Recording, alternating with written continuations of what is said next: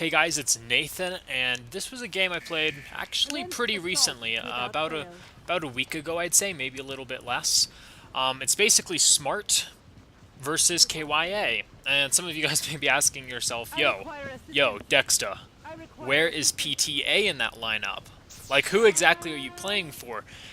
Here's the deal, I'm actually playing on Smart's side. I'm still in PTA, but Smart needed one PC player for this clan war because we're playing against 5 PCs and 1 mobile, and Smart didn't actually have a PC player online, so I was like, yo, invite me up, I'll play. And it was actually a pretty fun, this was actually a pretty fun game in the series, so I figured I'd upload it. I go off pretty good in this game, which is pretty sick. We were fortunate enough to get red side, and if you guys know anything about diversation, red side is just the side to have. I believe you get to see faster. It's a straight shot down there, and red side's just the side to have in diversation and clan wars. But if you look, there's 5 mobile players right there, and I'm the only PC. So what that means is I got to be putting in work. I'm gonna have to be carrying this mobile squad. That's what that means. And unfortunately, I don't start putting in work until my team starts losing for some reason. I don't know what it is. As soon as like we lose C, dude, I just go off and I'm like, nope. It's like I don't know if that's performing well under pressure or I honestly don't know. But it's like if we lose C, I know that I have to be killing them either a ton or getting that flag back. And if you can't get the flag back, you got to be getting tons of kills. And I don't know. I just kind of make it happen once we lose C, which we do. We do end up losing C. It was pretty difficult to keep them back with like I said, 5 mobile players. I had never played something like this before, so it was interesting for me to try out though, nonetheless. Anyway, I'm thinking in the future about giving Big Boy a shot. For now, I'm just kind of using Warmonger, and that seems to be working out pretty well for me. But I was thinking about it, and I think I'm going to give Big Boy another try. It's been a while since I used that weapon, and I figure why not? Why not? Big Boy is also a really good weapon on Mac, in case you guys are wondering. It's one of those weapons that's better on Mac than Windows, so can't really go wrong with that. Anyway, I see these guys. I knew these guys would push me. I'm able to pick off one of them, mask myself from the other, and he ends up dying. Clan Wars, doing well in Clan Wars. It's all about, I guess, minimizing who you're fighting, and what is it? What was I gonna say? Minimizing, like, so instead of making it a 1v2, right, and it's just standing in the open and taking on 2 guys, you might slowly, as you're shooting at them, start to hide behind a pole or start to hide behind a box. And then you limit it so you can see one of those guys, but that second guy can't see you. So essentially by moving and you know, being partially hidden behind a box, you make it a 1v1. I don't know, it's kind of hard to describe, but you just kind of start naturally doing that in Clan Wars. You want it to be 1v1s. 1v2s, you know, if their skill level is anything, and this guy eats 2 Doomhammer shots, but if their skill level is anything above average, well, not anything above, because you can own average people 1v2.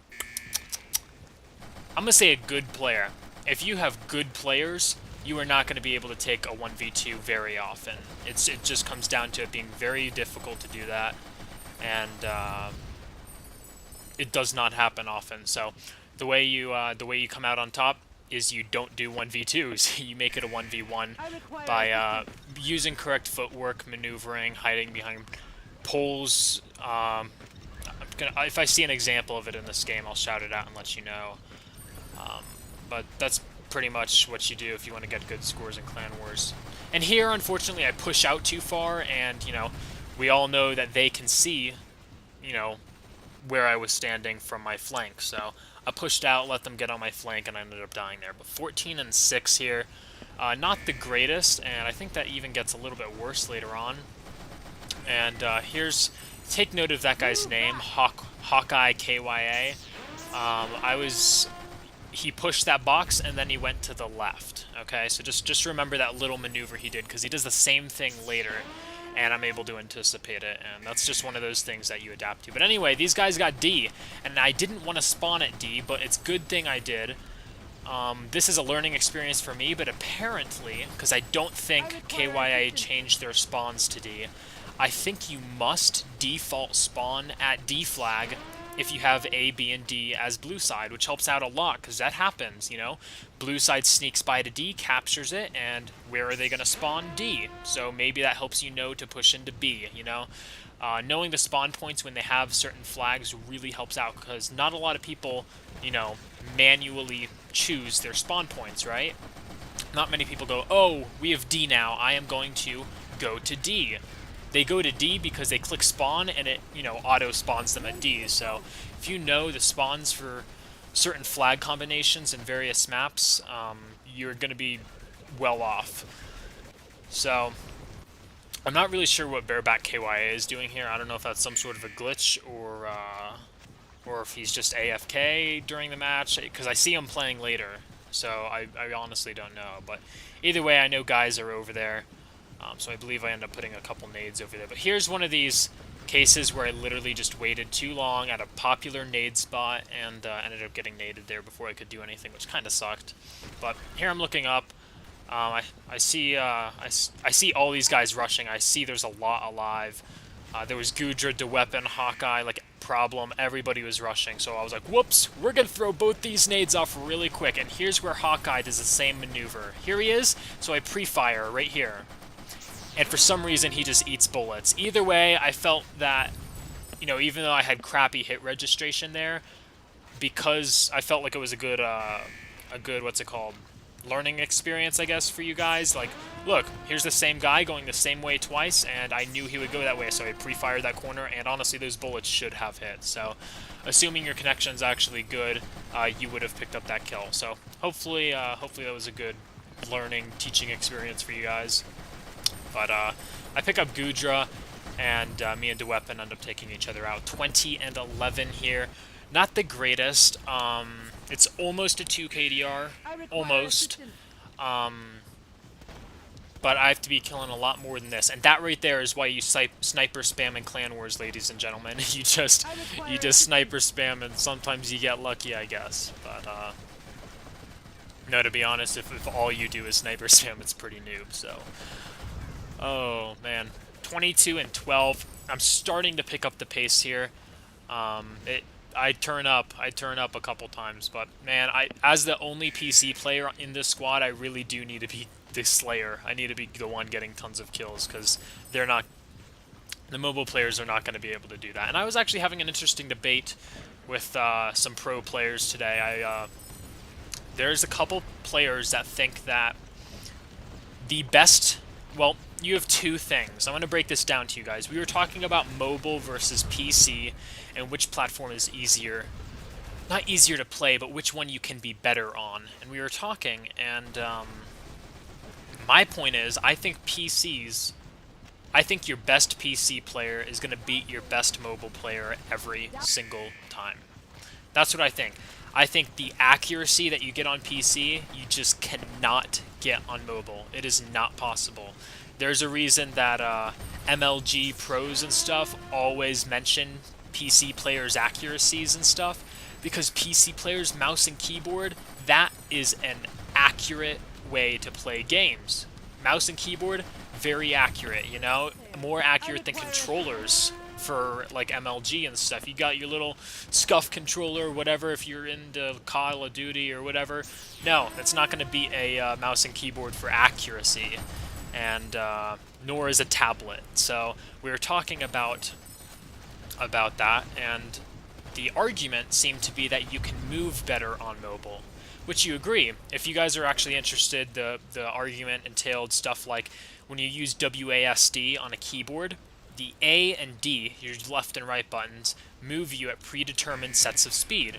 Like, let's call it 1 foot per second. Let's just call it that. If I press A, I'm going to always move at 1 foot per second to the left or 1 foot per second to the right. I can't control that. I just press A and I go left. I press D, I go right. you know? But on mobile, you can like rock your thumb and you can go the speed that you want in each direction. So you have more finite control over the movement. So the argument was movement being better than accuracy. Does the movement you get from playing on mobile really make a big difference, or a bigger difference than the accuracy you get on playing PC? So let me know what you guys think in the comment section down below. I personally think that the best PC player is going to beat the best mobile player every single time. I think that accuracy beats movement in that case. But yeah, let me know what you guys think in the comment section down below. I'm interested to hear. It's definitely an interesting debate, I guess, nonetheless. So definitely I'm interested to hear what you guys have to say. 33 and 17 here, and it's 6 spawns to 23, so it's looking like we're going to win, but hey, if we all go on a dying spree and this team captures D, we're going to still lose. But luckily, I guess they got C too late, and I guess we were slaying enough to where it didn't really matter, so...